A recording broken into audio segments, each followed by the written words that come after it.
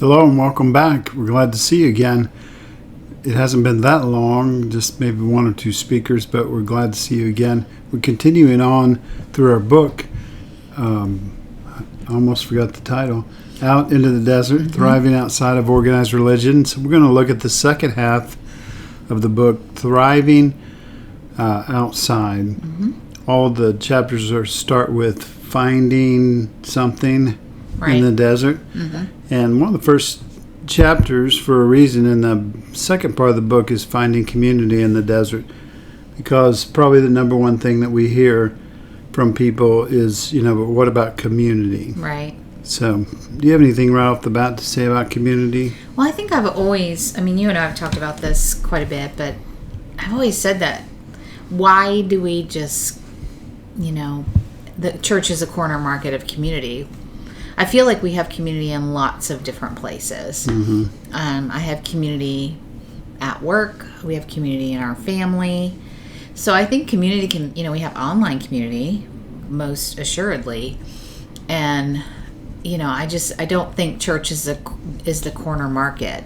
And I'm not really sure, what the definition inside of church is. What is the definition of community? Is it that we all think the same thing or believe the same thing or like the same people?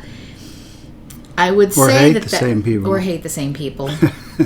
So, and I don't even know if that's really true that we all believe, because I think there's a lot of people that are sitting inside the walls of the church that are questioning. So they may not even believe the same thing that everybody else thinks they believe, and they may be affirming of different groups of people that are, when I say different from themselves maybe.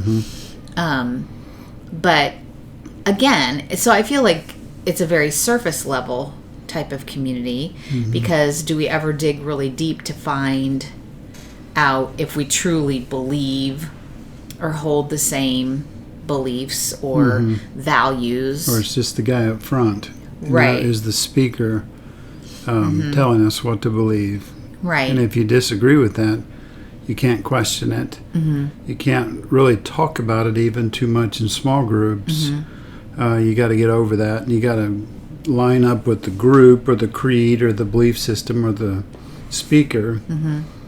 And so, again, is it real community? Is it a real family when it's like that? When there's just an authoritative type of belief system, and so on. Right. So I'm with you. I think you can find community anywhere, and we do. We find it in a lot of different places, and it's we need that connection. But we talked about it a little in the last session, but community in a religious organization, to me, is a faux community. Like you said, sometimes it's who we agree with or who we hate, common enemy, intimacy. And it's about hating the devil or all those sinful people out there that we have to save or we don't want to associate with. And it's kind of a faux community. And my thing is always, trunk or treat is a trigger for me. That every year on Halloween we bring people to the church to have trunk or treat and call that community, but we leave our community to go and have trunk or treat at the church. Maybe it's safer or whatever we say to justify that, but you're leaving your community to go to another community, and that's what we do every Sunday and Wednesday sometimes and Sunday nights. So right, because are there maybe our neighbor right next door needs someone to help her do something. Why can't that be our community? Why can't that be, why can't we do that instead of going to church? I think that should be okay. I think that absolutely should be okay. But sometimes when we're driving an hour to go to church, we may miss opportunities to have real community, like you said, right here in our hometown. And anytime an organization is supervising something, then they're in control, and it's really more about their goals than the needs of the community, quote unquote community. Right. So the second thing, I don't really have a title for it. It's kind of a mixture of things. But it's some of the questions that happen when we get out in the desert. And we wanted to know, are we faking ourselves out or are we really thriving? Mm-hmm. But some of the first questions we have to answer once we get out into the desert is like, who am I? Mm-hmm. What do I do? And what do I believe? And I know you have some stories about that. All of a sudden, this is what I wanted. I wanted to get away from what was hurting me. But now I'm here, and it's kind of that feeling of, well, what do I do now? Well, right? When you've been in ministry and you've had a denominational hierarchy that's told you, this is how we behave, this is what we believe, this is the role of women in the church, and all of those things, you really do lose who you are. Like if you even knew who you were, which is something I really have to examine, whether I even really knew who I am. I've always been a people pleaser by nature, so I kind of felt it. I mean, the whole pastor's wife role came easy because I thought, well, all I really have to do is support you. Mm-hmm. So as long as I'm doing that, then everybody will be happy. And, that was not true. So really, once we got out into the desert, that's when those really hard questions, I had to face them. Mm-hmm. I had to figure out who I am. What do I even like? What is my opinion on a lot of things that the church has told me this is how I have to believe about something. Mm-hmm. But truly, what do I believe about that particular topic? Mm-hmm. And so going out, I will say that when we, left the building that is the church, there was a huge weight lifted off my shoulder. Mm-hmm. And, we talk about that a little bit in the book about how, emotionally I had left the church probably 2 or 3 years before we actually physically left the church. Mm-hmm. But, the thing is that, you have to, so that weight is lifted off your shoulder and you're excited in that respect, but then all of a sudden reality hits and you're just like, whoa, now I have to figure out all this stuff about me that. And all of those questions like, what are we supposed to believe? Mm-hmm. Who are we? Mm-hmm. What do we do? What are we supposed to do? What can I do for you? Mm-hmm. Those kind of things, nobody in the desert really wants to answer that. We don't want to have a creed or a dogma or a belief system. Mm-hmm. And we don't want to tell everybody how to run their journey. Mm-hmm. And so it's good in that it's freeing, like you said, but it's freeing, but also then you realize you're free. And but I think that's a good thing about having like a desert sanctuary, because I feel like what we need when we're entering the desert is people that will just walk alongside us, not tell us what to do or what to believe, but just journey with us. Mm-hmm. Just let us ask those questions, even if there's no answer, because you need to find the answer for yourself. But people that will walk alongside of you, people that will sit with you and just be. Right. And I think that is the just the beauty of the desert, really. Mm-hmm. Yeah, so authenticity is one of the most important things in the desert. So that first question, who am I, is foundational. Mm-hmm. So the third thing we wrote down was going inside. And it's really hard to explain this sometimes, but some of our best friends, some ex-pastors and so on, they're out here in the desert. Some of the most genuine, kind, best people we know out here are people that if they're going to go to the mat on anything, they go to the mat on this and say, you must go inside and learn to trust yourself. I think that goes back to who am I? Right. Really. Right. You can't know who you are if you don't get quiet with yourself and go inside and examine. And then, so the trouble with that is we have such an inclination not to, because we were told for so long you can't trust yourself, right? And you're a wretch in there when you go on.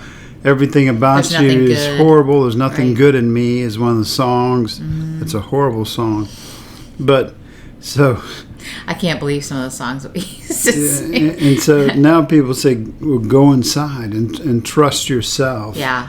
And I was listening to someone speak. It's one of the speakers this weekend, I think, and said, the worst kind of neglect or abandonment is when you abandon yourself for the group. And we do that all the time. Well, that's what we're kind of asked to do, or deny yourself. Yeah, die to self, deny yourself to be part of this church community. And I would say you never can really love other people and serve other people and do good for them unless you take care of yourself first. Otherwise, it's inauthentic. It's not real. It's damaging. And I was just going to say another thing about all this is it takes a while. There's trauma you have to deal with. There's, finding out who I am and what I believe and what I should do takes a while. Well, and it's an ongoing thing. Yeah, that's what I was going to say. Do you have to come to a destination? I don't think so. I feel like, the beauty of the desert is to always be growing. It's a place to listen to new ideas and what other people think and have some really rich conversations. And, to do that, you have to just be willing to be open and to grow. That's a lot of the reason why, for me, inside the church, I can honestly say that in those, 20 years of ministry, I didn't grow at all because, everything was already set for me. And I didn't, I wasn't supposed to go outside the parameters of that. And so, growth was kind of stunted there. And so now it just feels more freeing to be able to grow and experience and, So I would just encourage you when you're feeling kind of that PTSD after church, and people encourage you to go inside, and it's a slow process, and then you're dealing with trauma and so on.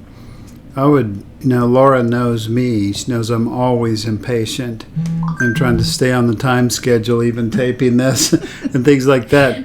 But some things take a while, and like you said, there's not really an end date to it.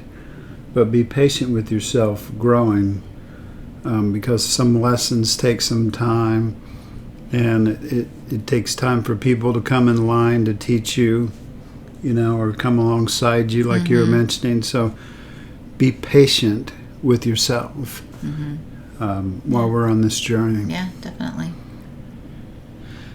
I definitely want you to start this category because it's called Finding Your Voice. The chapter is called Finding Our Voice in the Desert. And even in the chapter we switched it around because very overtly in the denomination we were in, you were not allowed to have a voice. Well, it was just... Or it was muffled. Women, women had a place and pastors' wives had a role.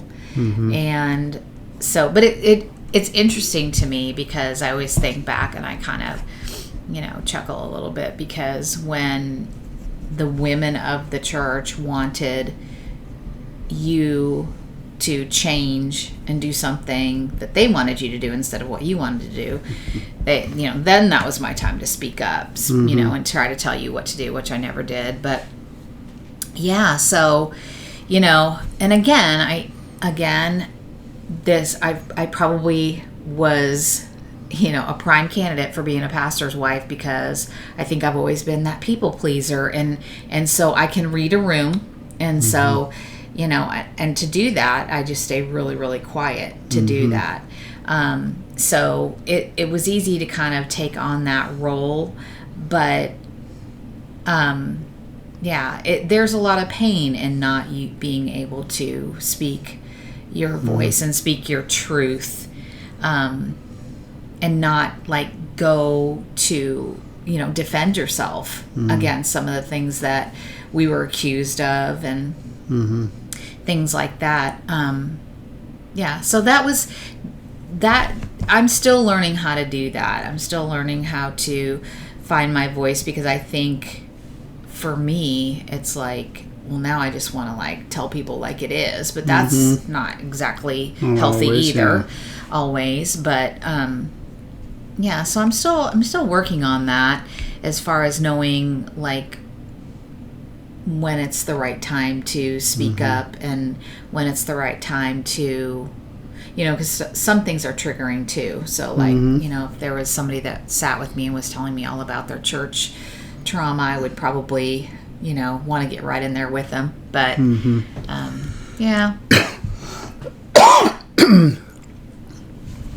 What about you and your... Well, I was going to say, you always think as a pastor that you have a voice because you get to speak every week and you get to write and do things like that, and people ask you what you think and so on. But what I realized after I got outside was that I did have a voice, but it was within certain lanes. I had to stay in my lane because they wanted to be challenged, but they only wanted to be challenged in the way that they wanted to be challenged. Right. And there was only so much leeway, so much that I could swerve off the highway. And I found out, in a way, I was doing the same thing, saying, what do they expect me to say, or what should I believe, and those type of things. So this is, I think, finding your voice is tied to figuring out who you are. I think it's all kind of, all related. It really is. Because when I know who I am, then I know what my song is, what song I'm trying to sing, what I'm trying to accomplish, what I believe, not what I'm expected to believe. And then you can speak your truth to that. You speak your truth. And the best thing maybe is its evolving process is that it's taking the emotion in a good way out of that. It's little by little. It's not like we have to always get someone back or prove our point or whatever, but slowly we're getting to the point where we can just be authentic and speak, like you say, speak our truth. Right? Yeah. The last thing is new practices. When I argue about religion, should we really worship? Is God needy? And those kind of things. Yeah. We end up talking about communion. I like communion a lot better as a word, because communion is connecting, and both of us kind of believe about prayer that prayer is connecting to God and connect, or at least that's what we said in the book. Maybe it might be a little different now. But prayer is connecting with God, and maybe not saying anything, but just being there. And what I wrote down was that what we're finding is it's more listening and asking questions than telling, right? Yeah. I'm still trying to figure out the whole prayer thing out for myself. For me, that communion would probably be more of kind of a meditative sort of thing, or just sitting in a quiet space, maybe that going inside and just, being able to process and to think about certain things, just I know, and I think I talk about this in the book a little bit, but just, prayer can be a little bit triggering to me because there was just a time, and I'll let you read about it in the book, but there was just a time where I didn't even know what to pray, how to pray, and really believed it wasn't going to make a difference. And I still believe that. I still believe it wouldn't have made a difference. And so, I'm still working on that. I mean, and not like in a bad way. Not like I feel like I got to figure this out. I'm just like, I don't know. I almost enjoy just that stillness, and I feel like that's a way commune with myself, my inner child, nature, my spirituality, you know. Right. Yeah. So it's connecting with nature, it's connecting with our inner self, it's connecting with the divine, however you look at that. So right. And if you call it prayer, great. Yeah, I think sometimes we get really hung up on the you know, actual vocabulary of it, and I think it was the real struggle in the beginning that I know you talked about in the book was giving ourselves permission to not do anything. Right. Yeah. Say, well, you know, not to read the Bible, not to pray, not to do anything sometimes, and to give ourselves permission to do that. So those are a few. I think there's 14 or 15 things in the book, and Thriving Outside. Part of it is kind of loosely based on the Beatitudes. It's just kind of a fresh look at the Beatitudes in the book. But again, we encourage you to buy the book. We I sometimes say we don't write books to make money. I'm not against making money from books. It would be nice occasionally, but we do write them because we're trying to communicate this journey as we're doing it. We don't claim to be experts on anything we've written about, but a lot of people are resonating with the book because they say it's you know, it sounds like what we went through, right? And so it gave language to some things we were wrestling with or thinking about.